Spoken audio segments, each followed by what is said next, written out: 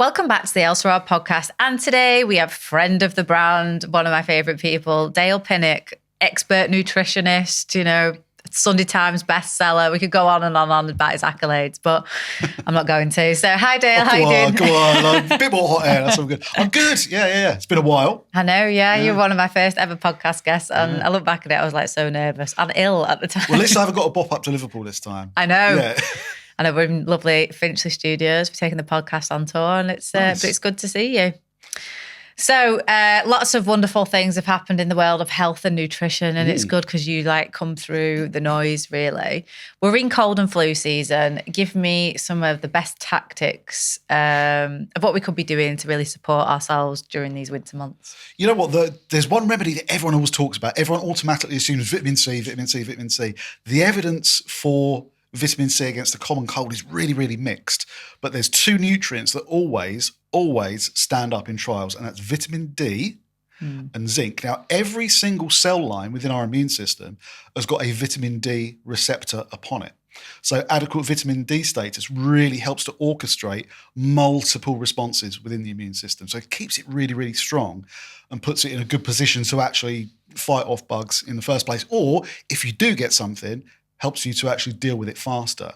And then zinc's actually used by the white blood cells of the immune system to manufacture genes that will then influence how effectively those white cells will deal with infection. So once they get like the battle cry from cytokines, these communication proteins that say that there's a tissue in trouble, like there's, say, if it's within the respiratory tract or whatever, when those genes are activated, it means that they can respond to that signal more effectively. And zinc is necessary for those genes to be manufactured in the first place.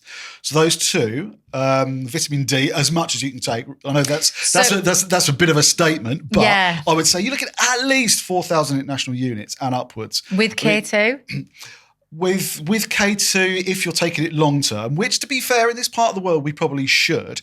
And the reason that the K2 or K3, I mean, either K3, there's a lot of debate around it, but as long as you're taking one of the two, it will help to reduce incidence of calcification within our arteries and make sure that that calcium gets utilised in the right way, because vitamin D obviously is involved in the mobility of calcium. So when you take the K alongside, it just reduces the risk. There shouldn't be that much of a risk anyway, but certainly some of the research has shown that.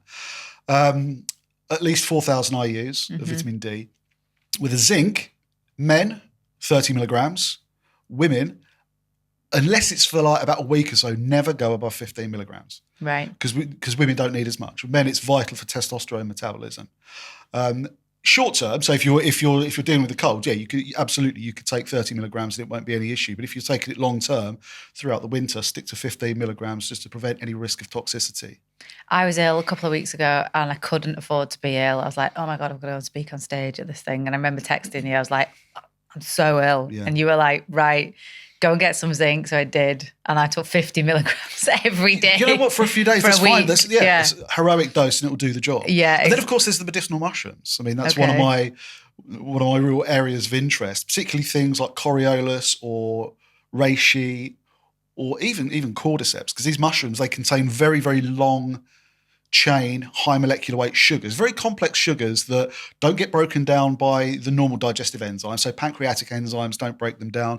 They don't get broken down by the gut flora either. They kind of come out the other end intact, but they can activate the immune system in a way that no other natural product can. And the way that they do it is really quite fascinating. Within the walls of the gut, we've got these little patches of tissue called Peyer's patches. And these are a little bit like a surveillance station, kind of constantly monitoring gut contents. Because if you think about it, the gut is a very easy way for pathogens to actually enter systemic circulation. So it makes sense that it's tightly policed. And you've got certain white cells or certain immune cells like antigen-presenting cells, dendritic cells, those kind of things that are present in that tissue. Constantly monitoring gut content and then relaying that information back to the rest of the immune system.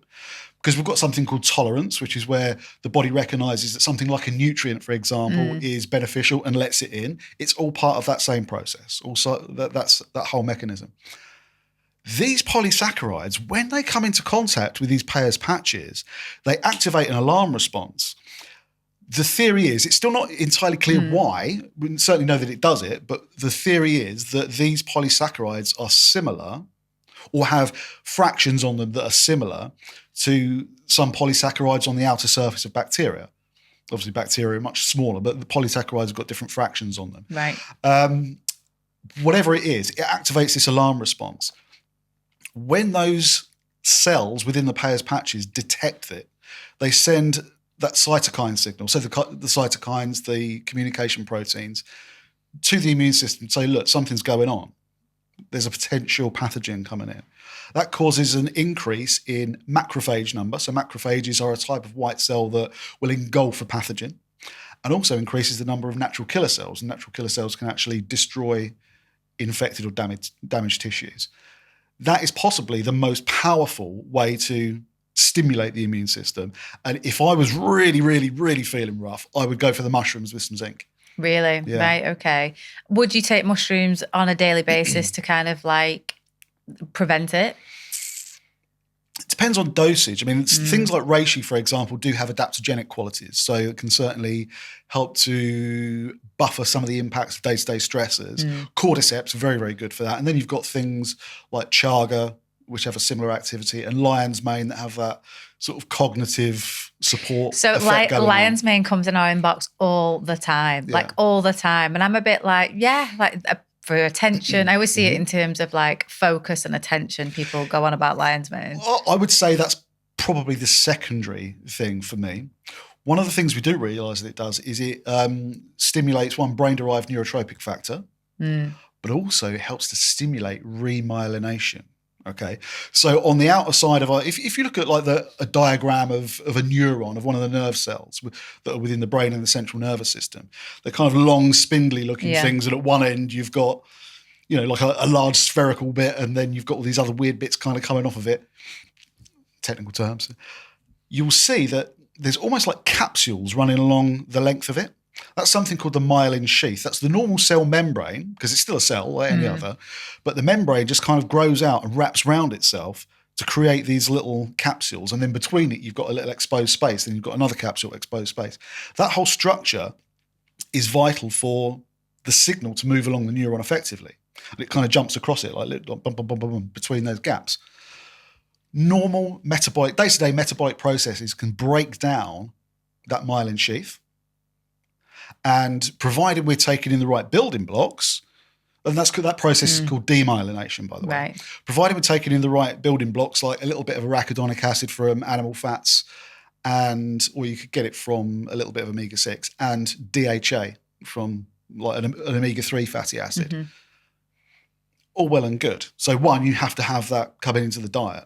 But there's some conditions, and I'm not making any statements here, but I'll just tell you where the research is pointing, such as multiple sclerosis, where there is an autoimmune response to the myelin sheath, and you get such an accelerated demyelination that even if you're taking all the DHA in the world, you cannot remyelinate fast enough, and that's why you get that degradation of the nervous system over time.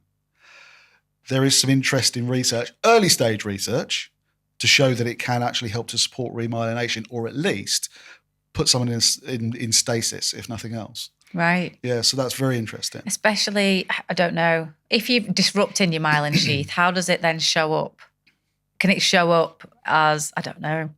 If it's just normal day-to-day demyelination and remyelination, you would never know that anything's You would never happening. know. It's only over long periods of time people start getting symptoms like tingling or numbness. Sometimes speech can be affected, vision. It really depends where it manifests. But those early stage signs of MS that eventually lead to, you know, muscle wasting and mobility issues over time. And other autoimmune issues, maybe. Yeah. Okay, yeah. A lot of ladies ask us about lion's mane. Yeah. And I'm always like, well, I don't really know which to recommend to you because I don't really take it myself. Yeah. I've always thought it was a bit of an attention. I see it with loads of ads for it. Like, have you got ADHD? Take lion's mane. That's just so wrong, that kind of advertising. Oh, I know. But is it any good for ADHD? I've not seen a single piece of data on it. No. I've seen a huge amount of data, like significant data for EPA and DHA. Very good friend of mine, Dr. Alex Richardson. She was based at Oxford University. She now runs a charity called Food and Behaviour Research. is one of the most published academics on that very subject, long-chain omega-3 fatty acids and behavioural issues. So there is a data set there. Still, I wouldn't turn around and say, ADHD, there you go, just smash some omega-3, you'll be fine. Because there's a huge amount of responsibility in those kind of statements. But at least there's an evidence base there. If I saw some data that convinced me, then fine. I personally think it's like environmental factors. Definitely, I think people can predispose to things, but I think it's got to be the rise in technology, the rise in constantly flicking phones, and that. I spoke to a very good friend of mine as a GP, and he said that the amount of diagnoses are increasing. I said, has there been a change to the diagnostic criteria? Has there been more kind of key symptoms that are recognised? It's like, no. It's exactly the same. If anything, it's harder to get diagnosis now. So there's something going on. But I mean, come on, you and I know that a lot of people, but by the way, this isn't, pointing fingers or lecturing or anything like that. We know that so many of us are not living in a way that is even remotely close to how a human being should live. 100%. And especially when you kind of think about the developing brain. Certainly when I was at school, I'm an old git. When I was at school, like in the very, very early 80s, there was so much more interaction and interpersonal development in ways, because I remember when I was at school, the internet didn't exist, let alone social media. Not saying that it's necessarily just the digital side of things, but there are so many things, from the quality of our food, from the sheer amount of stress that people are under, from environmental pollutants through to interpersonal reactions. All of these things are involved in neuroplasticity and development of a brain. If we're living outside of the way that we're designed to as beings, then is it any wonder that these things are increasing? Well, and I don't think you could point it to one single thing. Yeah. I think it's all of it. It's the sum of all the parts. Yeah, I totally agree. It stresses me out. Obviously, I've got a little girl. She's now 2, and I've been feeding her DHA since the minute she was born. Yeah. And did you take it during pregnancy as well? Yeah, took heavy doses of it. And even now we've got to the point where it tastes like shit as well, I'll be honest. But I snip the end of the capsule and I just put it straight in her mouth and she'll have it, which is good. Yeah. And that's a really good one. It's like an adult. You can hide it very well in certain foods as well. She's onto it. She's onto it. Little monkey. Christ almighty. I put it in her Weetabix. She's like, I'm in it. So now I'm just straight up with her. It's like in a headlock. There you go. Yeah. But I want that to become part of a routine. I mean, honest to God, everyone thinks I'm so. There's a brand. I don't know if the brand still exists, but there's one called Eskimo 3 that actually did a kids one that had like a lime flavour to it. Yeah. And no junk in it. And it was a really decent dose. There was one that I was buying it. I can't remember. I can't remember what it was called now. Anyway, it had kids on the front, but I didn't know if it was the best one. So I just thought, well, I'm going to give her my adults version. Yeah, right. And but lowered the dose on it. So she just had, I have 2 capsule shares. She won't need as much EPA yet, but the DHA is so vital. Yeah. You know what? Even into the 20s. Well, that's it for life for her. Yeah. That's it. She's going to do it. She's also started yoga. Started yoga? I bought her a yoga mat for her birthday, and it's got animal. How old is she? Was she 2 or 2? 2. No. And she got Fisher-Price little weights because it's monkey see, monkey do. Yeah, right. So it's me and her sit there and I do my stretching. She does it with me. Amazing. And love that. Because she copies everything I do, like moisturiser and brushing her hair and all that. So I was like, well, let's get her into this. Fitness, supplements, whatever. Do you know what I mean? Yeah. She's never going to win Wimbledon, is she, if she's not into this now? And I'm never going to, be Judy Murray. Okay, so we spoke about the importance of vitamin D during these winter months. Yeah, you're not wrong. Vitamin C is always purported, and I see people megadosing it. Yeah, and it's great for many reasons, and it does influence the immune system. It allows white cells to activate something called the oxidative burst, which is where certain white cells will come into contact with a pathogen and just release like a puff of free radicals that destroys that pathogen. That's just not that effective against the common cold. So it's supporting the immune system. It's amazing for collagen synthesis. It's amazing for the antioxidant effects, especially if you're taking it with carotenoids and vitamin E as well, that sort of interact together. So there's lots of reasons for taking it and for it being beneficial. Yeah. I actually don't take vitamin C every day, but probably should. I've just got a load. And when I get ill, I'm like, mine's a liquid and I just drink it. I drink it all day. And then again, I'm like, I can't be ill. And then Echinacea was the other thing you told me to get. Right, now Echinacea is effective. This is one thing I've got to say, because obviously I'm a nutritionist. My second degree was in herbal medicine. So I'm one of the few medical herbalists in the UK.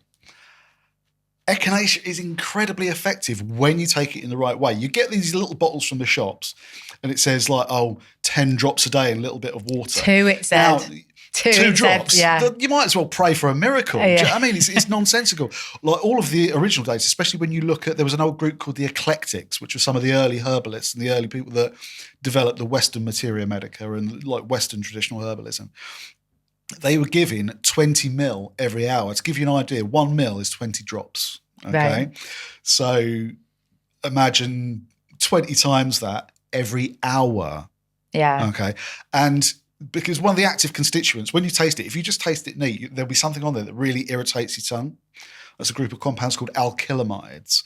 That's the active constituent, but it's dose dependent. If you don't get the right dosage, it will do absolutely nothing apart from make your water taste vile. That's it. Well, you're absolutely right. It does taste vile. So I was throwing in like 50 drops in my water every hour, nailing it. Next one, 50 drops. Yeah, absolutely. Yeah, constantly going to the toilet, but was getting better. And then, I mean, I looked incredible compared to how I actually felt on the day when I was doing this talk. So it must have done something.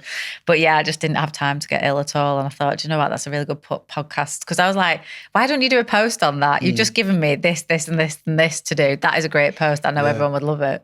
Yeah, I've done a few on those. Yeah. Okay. So, the other big thing, I remember, so COVID times, and we're all suffering with, immunity issues, and we all didn't want to get this horrible virus. And the big thing that everybody was going on about was vitamin D, and everyone's mega dosing vitamin D. But I've heard that if you don't take vitamin D with adequate levels of magnesium, that it's really not going to be effective anyway. That's not accurate, but they do interact. Because obviously magnesium is a really important part of the picture if you're looking for long-term skeletal health. So many people just focus on calcium. And I always use the analogy of calcium being like the bricks on a building site. Yeah. It's like, it's the structural material, but without a team of brickies, nothing's going to happen. It's just going to sit there. Same deal. You need all these other auxiliary nutrients like vitamin D, magnesium, copper, boron to actually do the job. One of the things that magnesium does is help to stimulate osteoblast activity. So those are the cells. You've got osteoblasts and osteoclasts. There's 2 things with the skeleton. One, the skeleton is like a savings depository for macro minerals in the body, so calcium and magnesium. But then obviously it's that physical structure as well. So sometimes you need certain cells to activate to build it up and to deposit more in there. But then sometimes if blood levels get too low, there's got to be certain cells that will actually start to break down bone and release some of those minerals for us to use elsewhere. So you've got osteoblasts that build on osteoclasts that cut, if you kind of look at it like that. Magnesium is essential for activating the osteoblasts along with vitamin D. Magnesium and vitamin D both activate osteoblast activity.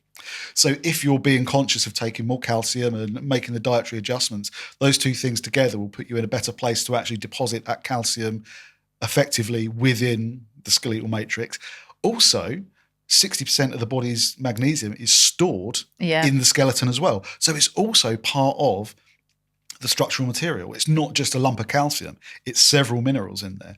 So it is a key part of that. And also it helps to activate vitamin D and regulate vitamin D activity. So whilst it's not essential that the 2 are taken together, if you're thinking about bone density and that kind of stuff, then it is a good idea to take the 2 together. I mean, we've just brought out magnesium. And again, that was like one of the things I was sending everybody to go and buy magnesium. And mainly the biggest use was sleep. And obviously magnesium is having such a day in the sun at the moment. It seems to be in every piece. Every piece of marketing ever. I've just read a fabulous book by a lady called Carol Ann Dean, amazing book, all about magnesium. And it really blew my mind, actually, how much we actually need it for so many different processes in the body, more than I ever realised. Over 1,000 chemical reactions, 400 of which are enzymatic reactions. Right, It's yeah, insane. well, exactly. Yeah. So it's super important for everything, heart health, skeletal health, brain health, everything. So tell us a bit more about magnesium, because all we ever see, or all I ever see in marketing, is this is good for sleep, this is good for sleep. But yeah, to a point. I mean, I take it and my sleep is still knackered. Sleep is my nemesis. So, I mean, I showed you my stats this morning when I was about to leave the house. I was like, it's terrible. So if my eyes look like I've been dug up, that's why. I had just about scraped 4 hours. One of the things that magnesium does is when you take it at the right dose and also the right form as well, it actually increases the expression of a neurotransmitter called GABA. Now, GABA is also an amino acid. You can take that supplementary. I never think it's a good idea to take that individual thing because it can send things out of whack. But magnesium itself can actually increase our brain's production of GABA. GABA is the primary inhibitory neurotransmitter. Now, you've got some neurotransmitters that are excitatory, so like glutamate, for example, that really help to get us focused and G'd up and get the CNS active. And then you've got inhibitory neurotransmitters, GABA and glycine, that down-regulate everything and really help to calm the brain without you feeling sedated. It's not like it's going to have a sedative effect. It's more that it's just quieting the mind down. It's like meditation in a chemical. Yeah, it's that kind of activity. If that's happening before you go to sleep, it can help you get to sleep. It's not that effective at keeping you asleep. But when you combine it with glycine, now glycine in itself is another inhibitory neurotransmitter, but also a simple supplementary amino acid as well. That actually helps to regulate body temperature, and it reduces body temperature. And a lower body temperature is essential for maintaining good quality sleep.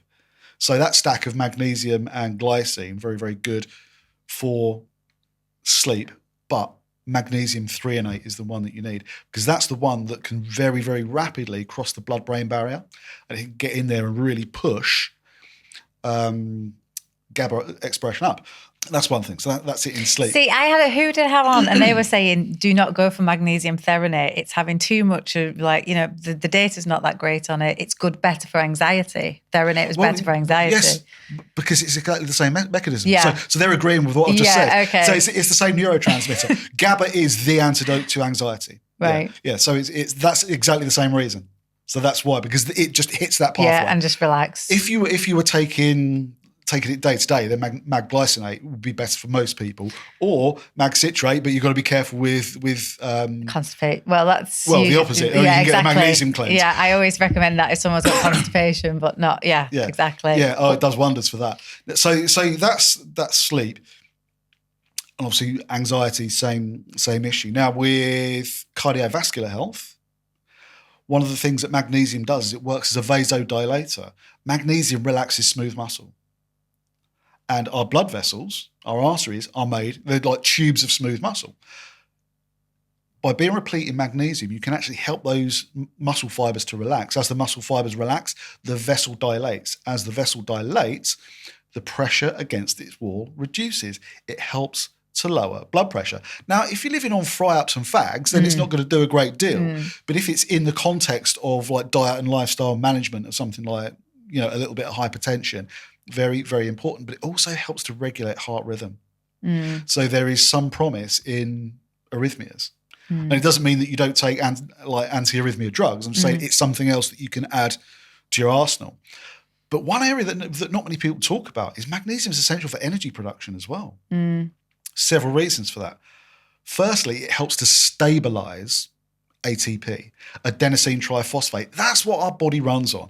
That's what glucose and ketone bodies eventually are involved in manufacturing.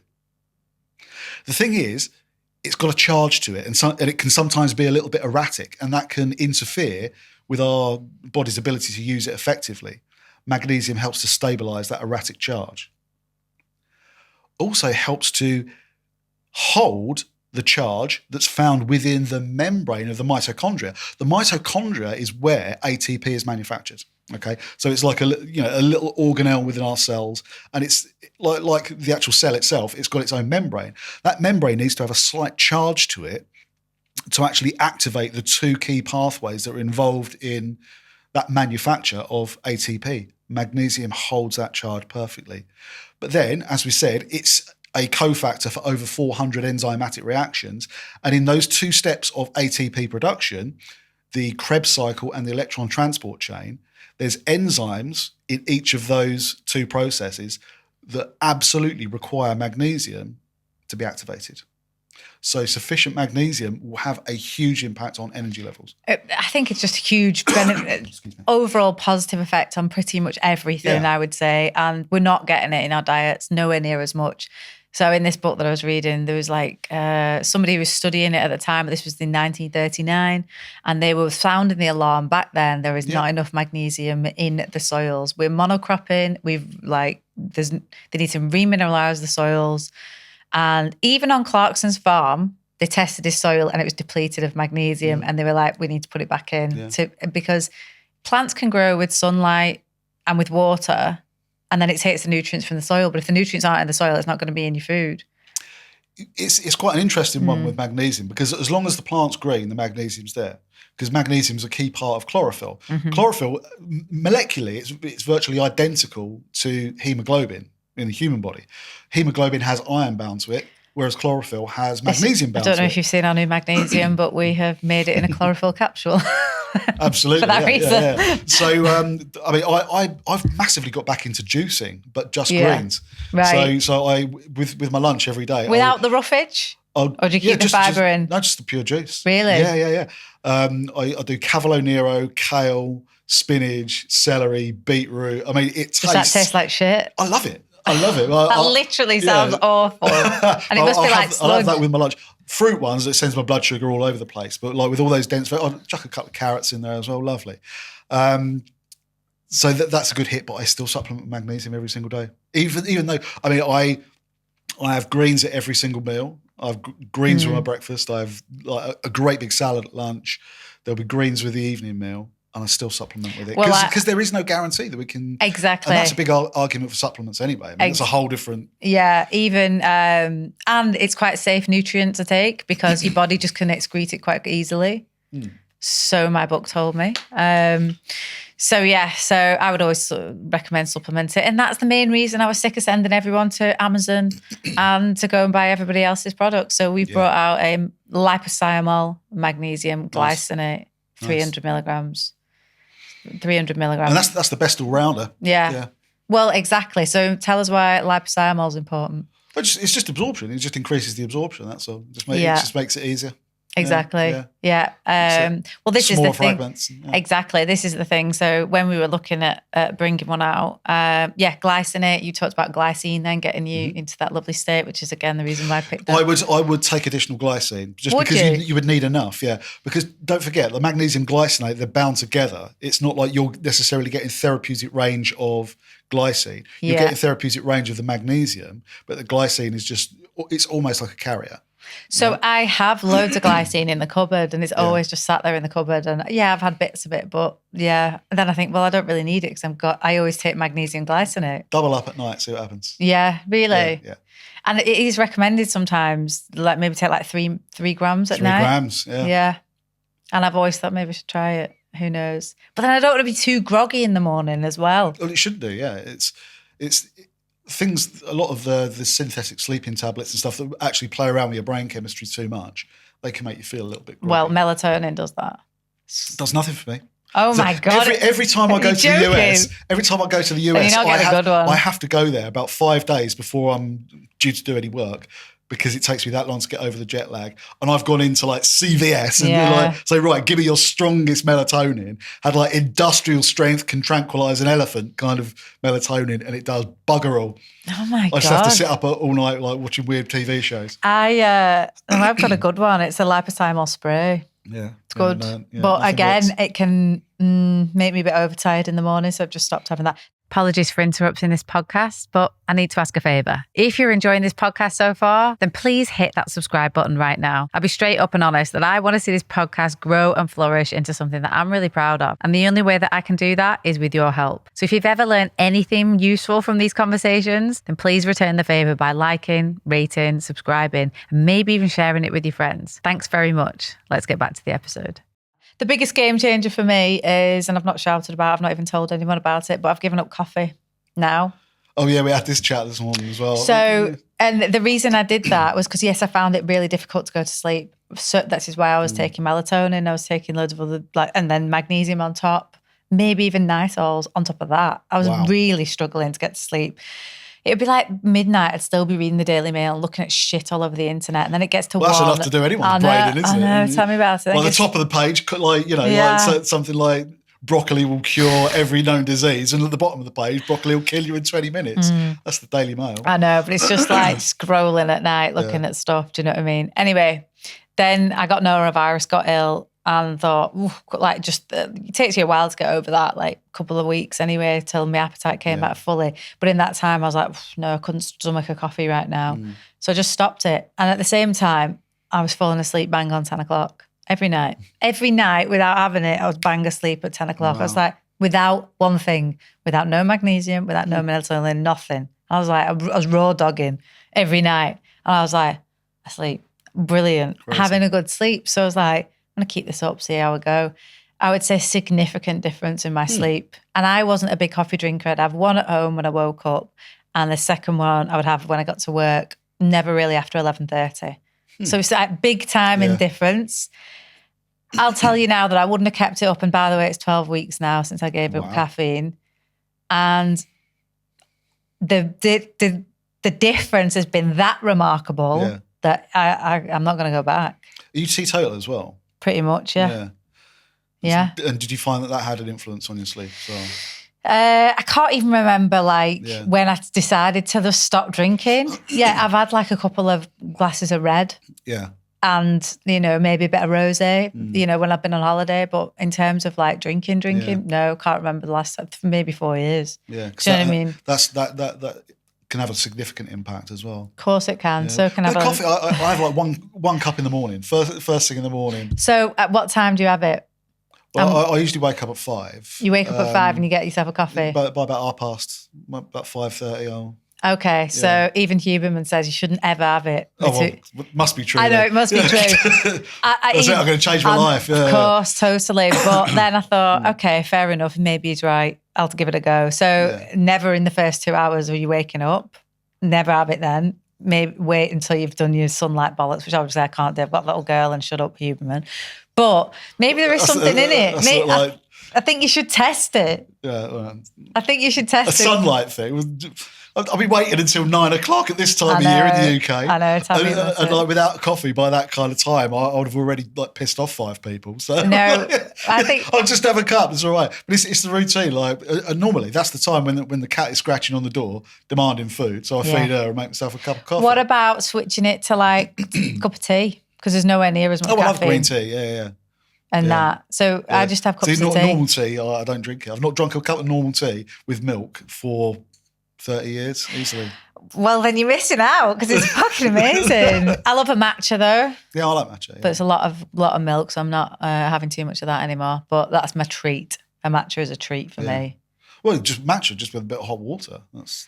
I've never tried that. Really? Yeah. Well, you've not tried matcha. I've got you've had some weird matcha. Kings Road blooming like matcha latte thing. Yeah, absolutely. That's me. Obviously I lived out in Japan, and my friend's auntie was actually a professional tea ceremony teacher.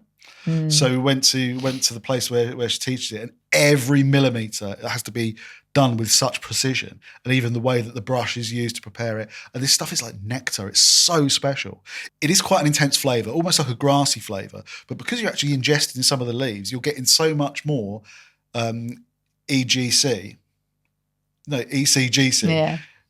than a regular green tea. But it is quite an intense flavour. Yeah, so I've got some ceremonial matcha that came in a beautiful presentation box, brushed, this, that, the other, amazing, from one of our customers over in the Middle East, and it was beautiful, and she sent it to me. It's amazing, and it's so special that I don't just want to like I want to do it like properly. Yeah. So I've not even opened it yet. Yeah. And I've had it for ages. So I think, right, I'm going to do that. But I want to do it properly because I need to read the instructions and everything of the way. Because I was like, what do I do with this brush? Yeah. You need to have a proper scroll on the wall as well and face a certain direction. Have your fingers in certain direction. I'm not going that far. I'll just put some hot water in it, I think. Yeah. But okay, so magnesium. So that was exciting. We brought out a magnesium and that with giving up caffeine had really helped me out. Yeah.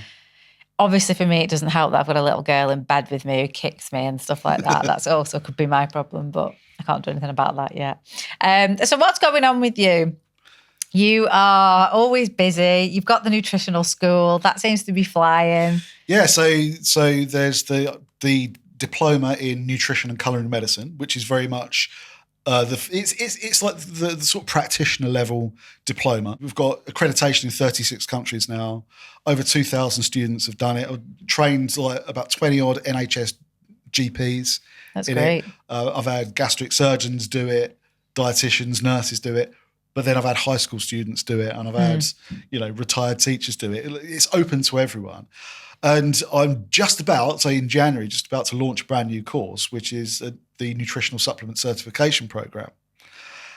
Because one of the things I noticed, there was no such thing in existence. There was nowhere that actually offered a science-backed course in how to use nutritional supplements properly, effectively, and safely. There's an assumption that just because it's natural, it's like going to be completely harmless. It's like, well, deadly nightshade's harmless as well. Like, do you know what I mean? Same kind of logic. It's like, of course you can do some... Especially if you're interacting with other medications as well. Exactly. And it teaches all of that. So there's like the right chemical form for the right situation, the right dosage ranges. What kind of conditions should you absolutely avoid using a certain supplement with, and which ones will it really, really help? What medications can it possibly clash with, and why? All of that's in there. So, I mean, it is open to anyone. Definitely a target towards practitioners as well, because it's done at quite a high level. It's not an absolute beginner's course at all. It's quite intense, but it is pretty much open. Why to everyone. don't you actually make it commercial? So why not trademark the accreditation?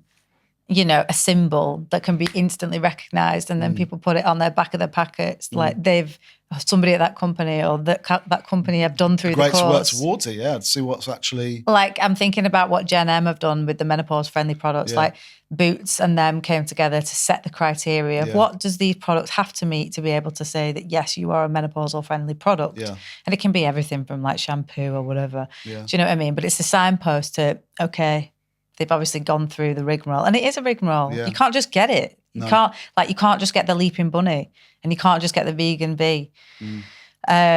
You've got to go through the process, and that's vetted and checked, and that's why these symbols hold weight. And I think definitely in the supplement industry, because it is so unregulated and it is like the Wild West. Yeah, it is. So especially when you get onto like Amazon and things like that. Well, let's be fair. I mean, I did have a small dabble at selling supplements on Amazon, and the amount of that's good hoops that you have to jump through, it's better than some sites. Yeah, it's not as bad as people would make out, but there are some online sites. Some of the things that you see like advertised on TikTok, that is the Wild West. Yeah. So I agree that there should be that standard, and that's really what kind of drove me to do it. One, a lot of my current students were really calling out for that kind of information. They wanted to learn more, and because once a month I go live with all the students, and we have like open floor Q&As and sessions on different subjects, and all of the time it's supplements. Because obviously they're doing the diploma, so they've got all the in-depth information about using food as medicine and how to prepare therapeutic meals and all of that kind of stuff. But they just want to know more about supplements. So that was the initial thinking behind actually creating it. And I worked in the supplement industry. I was a technical director at Viridian, so I formulated a big chunk of the products that are on the shelf from that brand. I've worked for other supplement companies. I've been in that industry in different guises for 30 years.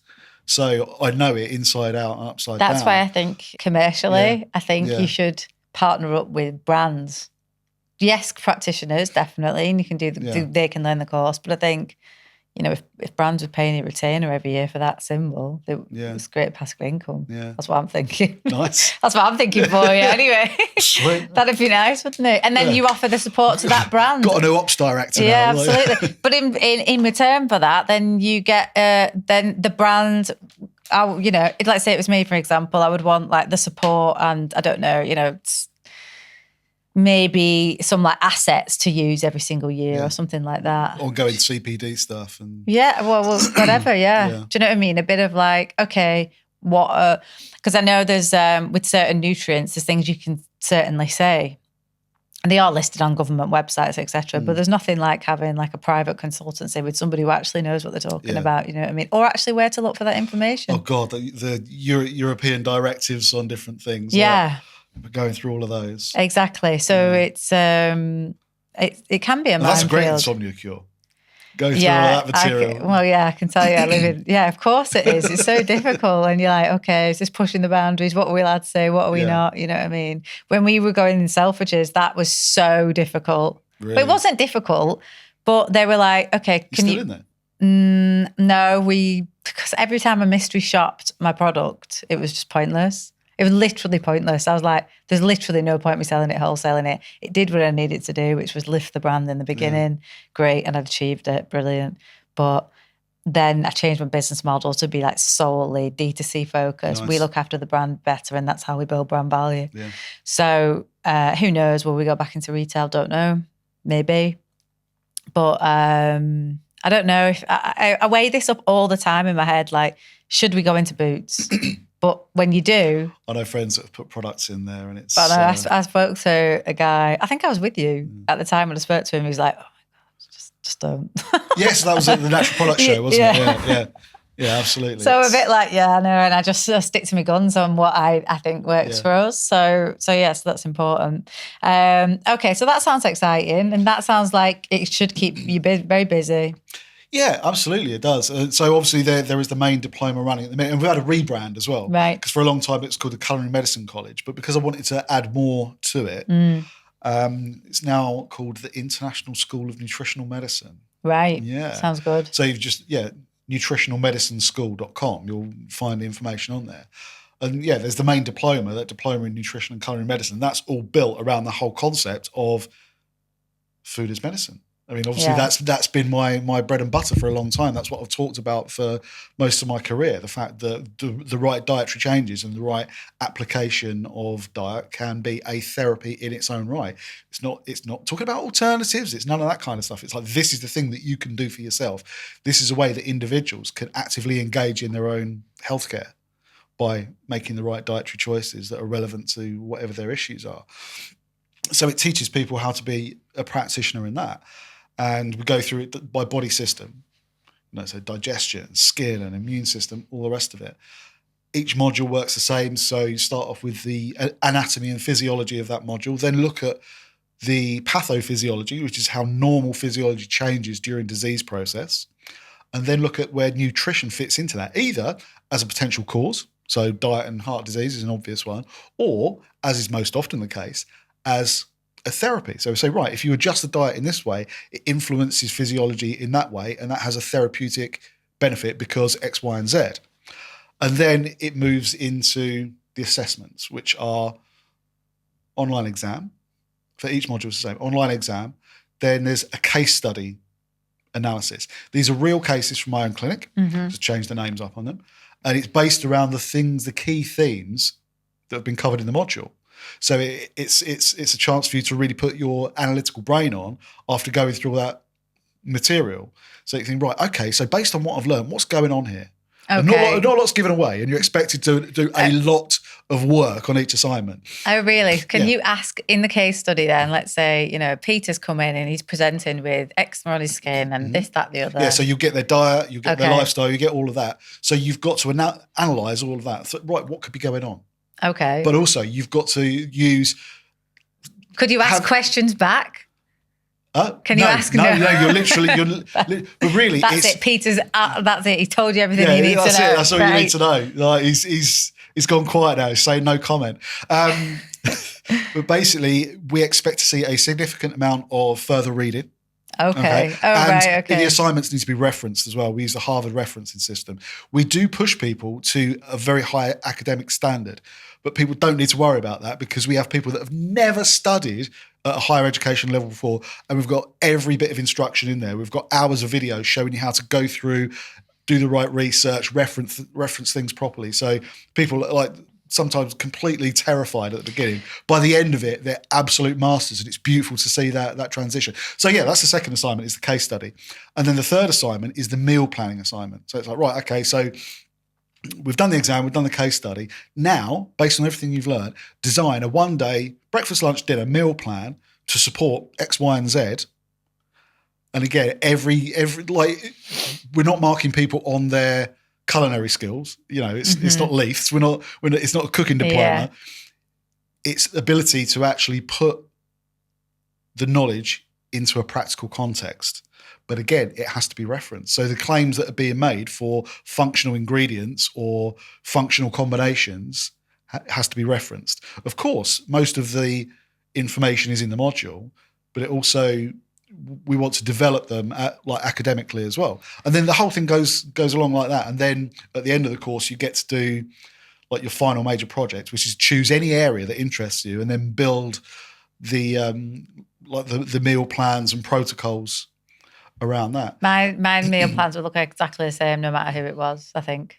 I Really? just know, well, yeah. I Really? would just literally be like, this is what you're having. These are the 3 breakfasts that you're having every day on rotation. Do you know what I mean? Yeah. Oh, you've got a dairy intolerance. Okay, we're going to switch it out for this. You're going to have eggs every day. Yeah. Literally eggs different way every day with a bit of avocado or Greek yogurt with nuts and seeds in, a bit of fruit. This is like every day. That's it. As long as you can back it up with the evidence. Well, and I'd say I'm sure Peter's going to feel better after this. Ben is like, it's the main guy who's like student liaison and does a lot of the marketing. He's actually one of our graduates. Right. So he went through the course, then went from our course into the second year of a BSc in nutrition, and then went on to an MSc. And he's finished his MSc and now he's come back into the school and he's the student liaison. And he's fair, but he's tough. Well, he pulls people up on there's things. no one who'd be having gluten on my diet. Because even though there's a million and one other things that you can use. Yeah. Well, exactly. And I just feel that everyone would feel better if they were having foods that were naturally gluten-free. I will die on that hill. Fair enough. Promise you. Whether you're celiac or not, everybody is intolerant to it to some degree, I believe. So I would just reduce it as much as possible. But I love bread. Listen, I'm not standing here saying I do it, but I don't very, very rarely have it. One sourdough and that's it for me all day. Just a bit of stodge sometimes, and usually it comes, with your breakfast anyway. But this morning I had eggs and avocado, like I do every morning. Nice. Every morning. So yeah, unfortunately, mine would look the same. I feel like mine would look the same all the time. Okay, the other thing that I keep seeing everywhere, and I wanted to get your take on it, is NAD. I would go one step precursor, like the NMN. Although we've had a bit of a nightmare with NMN in the UK, you've got to order it from Australia now. That's where I get mine. Really? Yes. I get mine from America.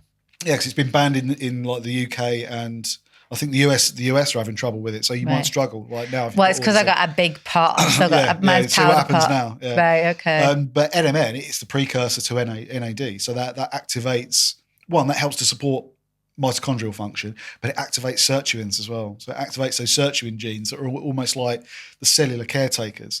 They get rid of dysfunctional proteins. They help to recycle certain enzymes and different things. Basically, good cellular housekeeping. They improve like fatty acid metabolism, and they slow down cellular aging. So I just put mine's a powder, and I put it in water with a bit of creatine. Yeah. Mix it up. Amazing. Yeah. Yeah. That's my kind of protocol for that. The reason you're hearing so much about NAD is because of the NMN ban. I mean, it's day and night, the difference between them. Well, this is the thing. So I had a lady called Dr. Nicola Conlon on. She's a research biologist, and she has a supplement called Nutritional, and that is a precursor to NAD. And she's like, you can't just throw NAD into your system. No.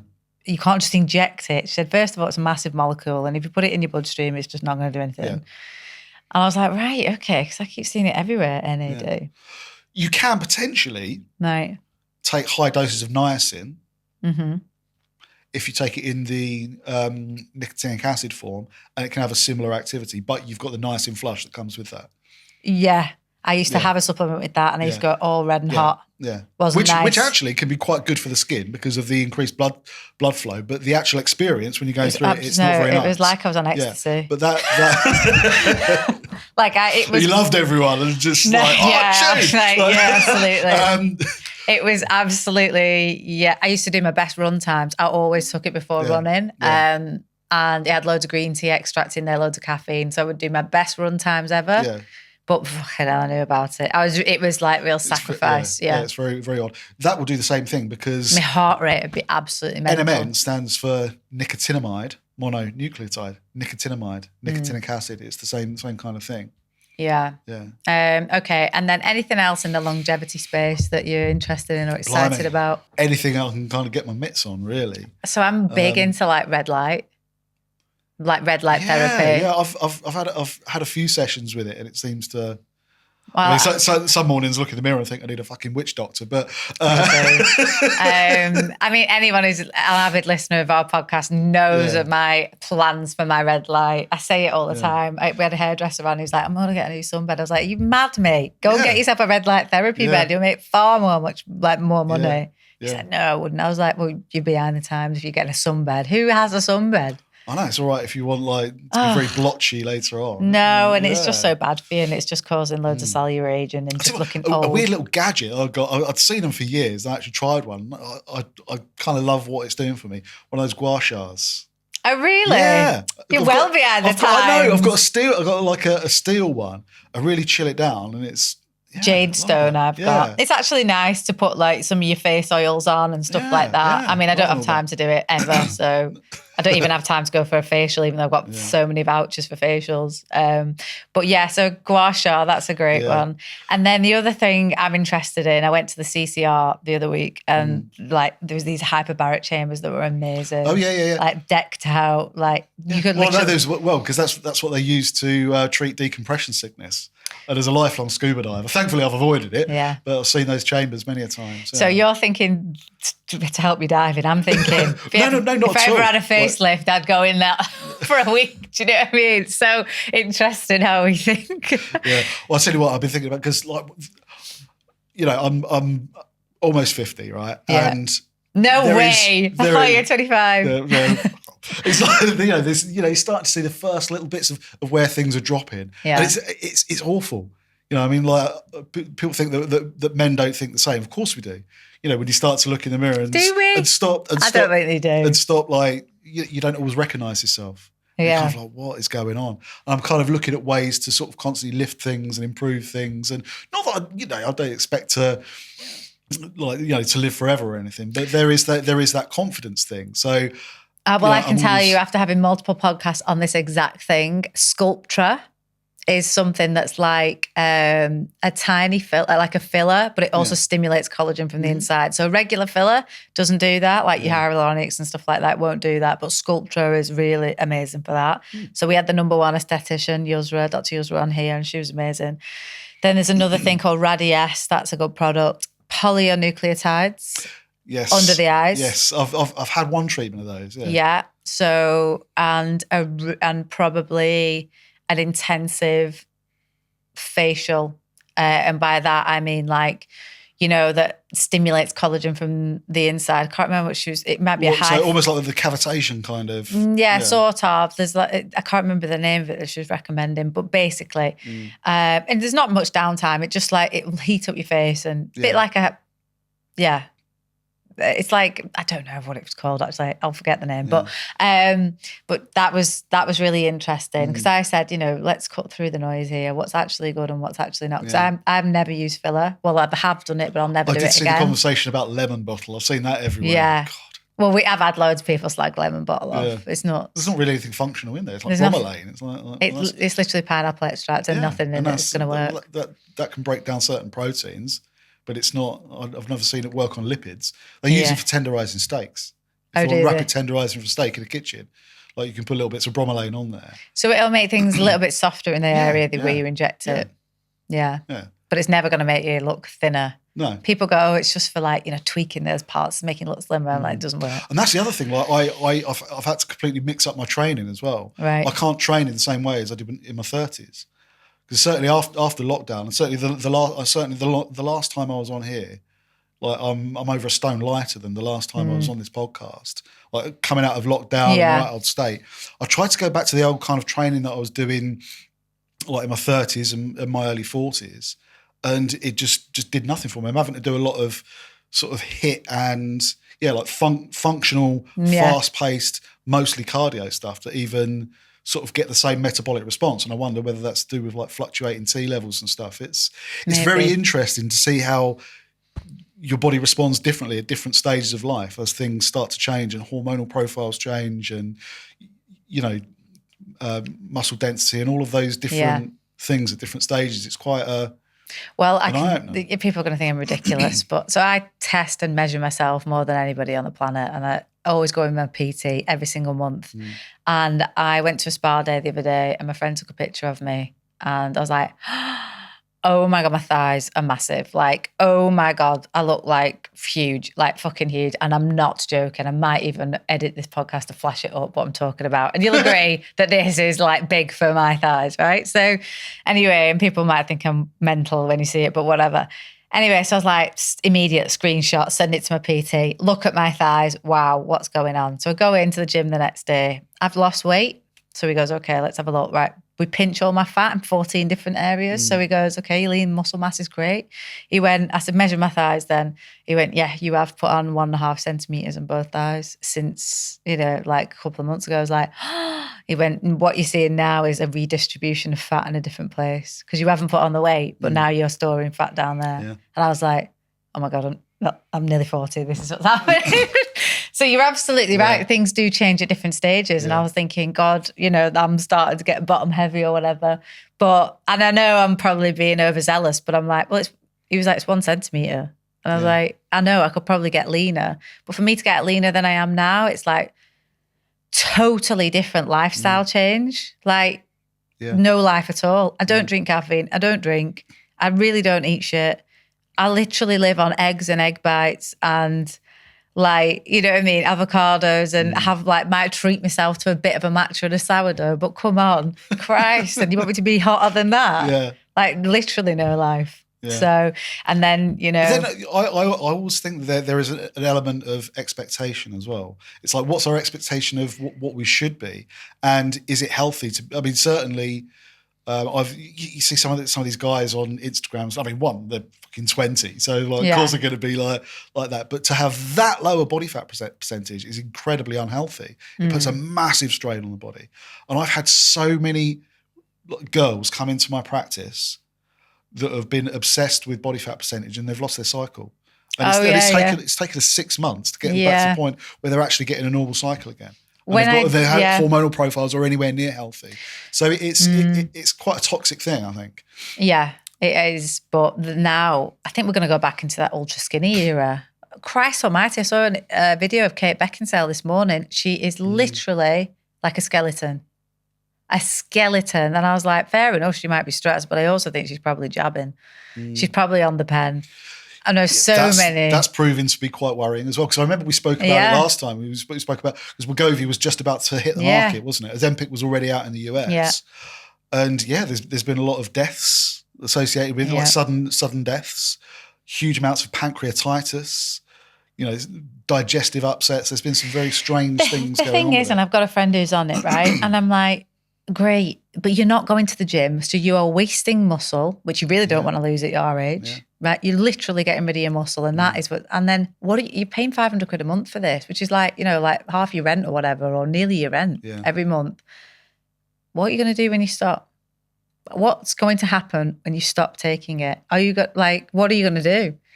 Because that's it. The bounce back as well. Well, I'll tell you now, for somebody who lost rapid weight on that island, this is the reason. No matter how big my thighs get, I will not touch it. One, I'm obsessed with putting on muscle tissue, and even though I focus all my attention on it, I still can't do it. It's very difficult. I just maintain. Yeah. Very difficult to put on muscle for a woman. So please don't lose it. And then the second thing is, when I lost all that weight, my God, wow, I was the fattest I've ever been when I came back, put on 2.5 stone in a matter of weeks. And then I was so unhappy for months. Yeah. For months. I mean, I remember going to China and doing the Great Wall of China, and I was so fat. I was like, oh my God, I'm so unhappy. But I was like, I can't believe I've gone from there. And I could believe it. And it was such a big lesson for me. Like, never lose weight that rapid again. And I worry for people because all they want. But I get it. I do understand the mentality because like one of my friends, she said, I feel liberated because I was like, I was always starving. I was trying to lose weight. I was trying to do this, trying to do that. And now I don't even think about it. I can go about my day and not have this part of my brain that's always thinking about food or dieting. And also, I think you get to a certain age as well where it's more about longevity than health span. Lifespan. Yeah, I mean, I don't think I'll ever have a 6-pack again. Yeah. I managed to pretty much squeeze one out when I was 19. But I couldn't give a shit. No. What I care about is what my bloods are looking like. Do you know what I mean? What's my risk of cardiovascular disease? What's my risk of prostate cancer? What's my risk of X, Y, and Z that start to affect men over 45? Can you still open a jar at 80? Exactly. Like, can you pick up your shopping and get up the stairs and your grandkids and things like that? Just live normally. Yeah, absolutely. And that's where maintaining that muscle mass. I mean, sarcopenia is really nothing to sniff at. It's serious. I talk about the thing that affects stability. That's where so many falls happen. Honestly, I talk about it every single week on the podcast. Yeah. Nobody does it. Nobody listens to me. Nobody. And even I am now, I literally have taken so much time. I'm like, no, I'm not doing these hours in work in the morning because that is gym time now. Yeah. And it's not like for vanity. It's not. One, it sorts my head out. It's the only time where I'm not a mother. I'm not a business owner. I'm not anyone that anyone can get hold of. It's my 1 hour where I can just take my brain out and follow an instruction from a guy who's telling me what to do. You know, that's it. It's so important for me. And I think it's so, it is. I think people associate it with vanity, and actually it's only now people are realising, you've got to stay strong. And that also keeps your bones strong. More muscle tissue. Absolutely. Weight bearing exercise is a key element of maintaining bone density. Yes, there's the dietary element to it, but don't forget like hormonal profiles as well. It makes you look sexy.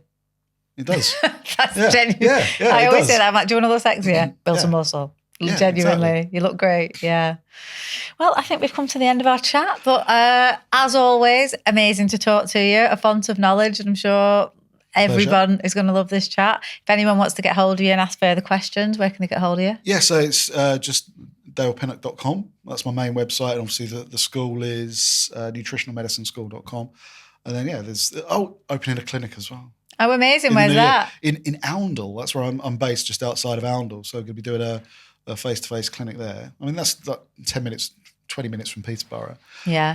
And online stuff as well. But if social media, I mean, Instagram, I'm very active on usually when I'm not. It's what I've really, really neglected the content for the last weeks. I've been so busy.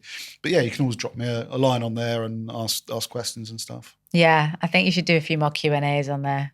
Yeah, we need to do another live. We do need to do another live. I love doing lives, because then I love doing lives actually, especially if there's hot topics in the news as well. And actually some of your customers, the customers send us some really good questions, so we should definitely do one. But well, thank you so much for coming into the pod on tour. Thank you so much, and I'll see you soon. See you soon.